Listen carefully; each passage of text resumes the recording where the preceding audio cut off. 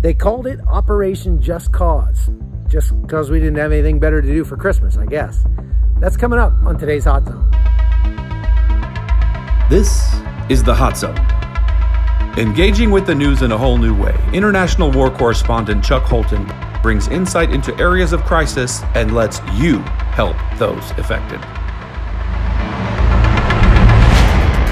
Hey folks, Chuck Holton here. If you had ever told me 30 years ago that someday I'd be living up here on this mountain in a little village and have a monkey riding on my head, I would have thought you were smoking crack. But you never know how life is going to turn out, and sure enough, here we are. And this is Missy. She's my monkey. She loves me. But I want to talk about Operation Just Cause today, because this year is the 30th anniversary of the invasion of Panama, when we came down here December 20th, 1989, parachuted in and took over the country so that we could remove a dictator named Manuel Noriega. Now, if you're old enough to remember that, I'm sorry. But if you're not old enough to remember that, we're going to talk about it a little bit today.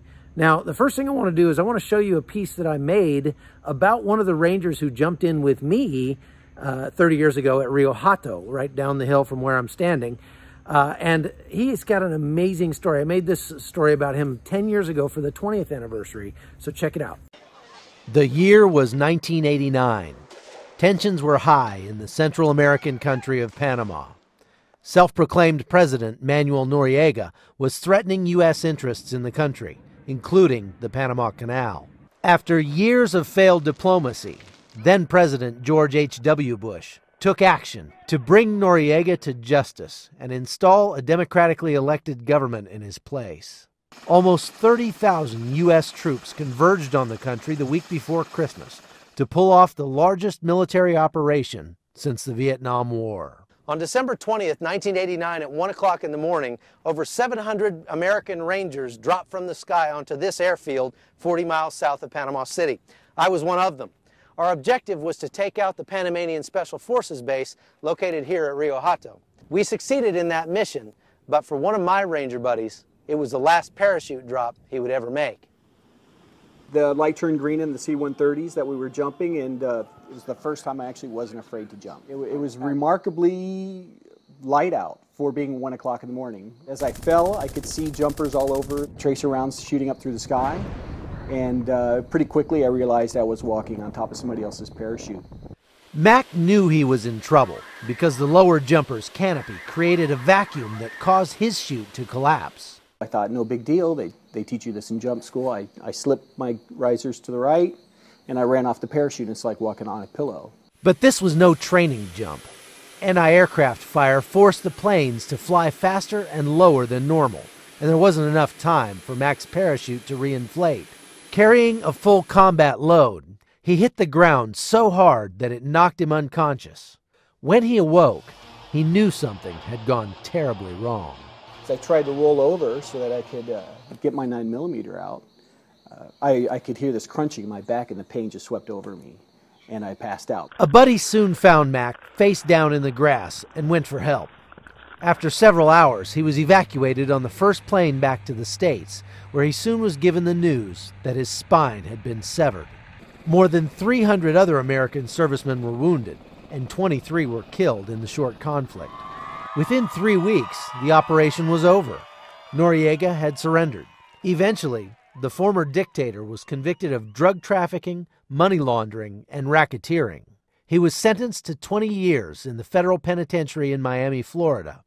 Even after completing his sentence, Noriega is unlikely to taste freedom because Panama and France are both clamoring to triumph for crimes in their respective countries. 10 years after the invasion, the United States shuttered its bases in Panama and turned over control of the Panama Canal. Today, the country is a thriving financial center, tourist destination, and enjoys the highest per capita income in Central America.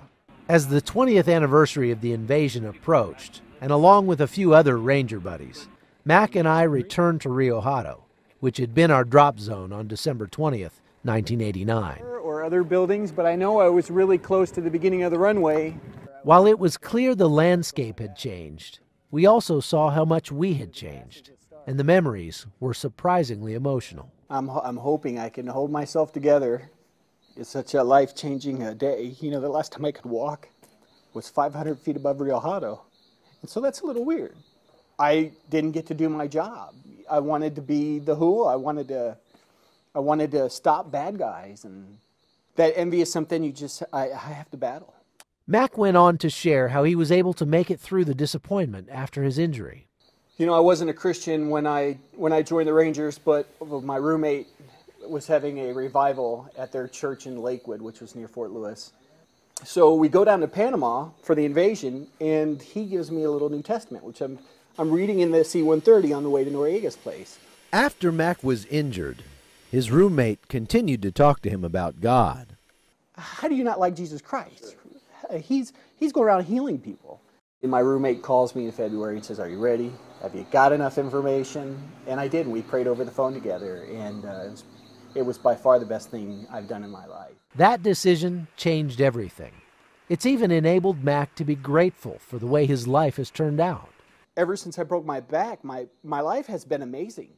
I kid you not, I cannot tell you how awesome my wife is. And my kids, I could never ask for anything more magnificent. My career, my friends, and my mentors, I don't know how it could have been any better. Our return to Panama 20 years later was actually therapeutic, healing old wounds and bringing closure, reaffirming the bond between a few old Rangers who once helped bring freedom to a country. And we all agreed it was worth it. For me, being a part of that has been such a blessing of my life because I feel like I was a part of something so much bigger than I could have ever done by myself. And I know the people maybe in Panama don't ever think about Mac McElrath. You know, they don't think about any of our contribution here 20 years ago. But I don't care. I wasn't doing it for America. I wasn't doing it for the Army. I wanted to be a Ranger, and I wanted to stop bad guys. And I think we did a pretty good job here, so. Chuck Holton, CBN News, Panama City, Panama. All right, so Mac is an amazing guy, and I'm looking forward to seeing him again this year. He'll be here with about 100 Rangers who are coming down to celebrate or commemorate the 30th anniversary. Now, on that day, or at least that week that they're going to be here, I'm going to be really super busy. So I may have a hard time getting podcasts out every day, but I'm doing my best to make extras now so that we can make sure that you get some content every day like you expect it. But it's going to be a pretty amazing trip because we got all these old Rangers coming down. We're going to go around and see all the places where we had, where we did missions back during the invasion. Many of those places, of course, they still exist, but they don't look anything like they did when we were here. And we're going to just have some time enjoying being together, and reminiscing, telling some old war stories, and meeting each other's families and that sort of thing. So I'm looking forward to that. It's going to be pretty amazing. This is kind of what the place looks like now. So this is the site of what was the Commandancia during the invasion. It's now been turned into a park. The kids play soccer out here and basketball and that sort of thing. It's still surrounded by a pretty bad neighborhood called El Chorrillo, but there's not much here. There's really nothing here of the Commandancia anymore. So, you know, just like in the United States, there's a lot of people out here in Panama that are sort of into revisionist history, and they want to make the invasion all about like colonial conquest or something. And it wasn't what it was all about. We came down here to take out Manuel Noriega, and that's it. We didn't have anything against the Panamanian people, unless they were shooting at us, of course. But that was what we came here to do. And I want to set the record straight. So I'm going to be talking about this some more as the guys get here and letting you meet some of them. And I think you're going to like that. So look forward to some more podcasts about Operation Just Cause coming up in the next week or so. In the meantime, that's all we got for today. Thanks for watching the show. Thanks for being a part of it. I hope that you're enjoying the content we're bringing you, because it's stuff that you're not getting anywhere else. I mean, where else does the host have a monkey on his back? You know what I mean? Especially one that's so in love with him as this one. Give me a kiss.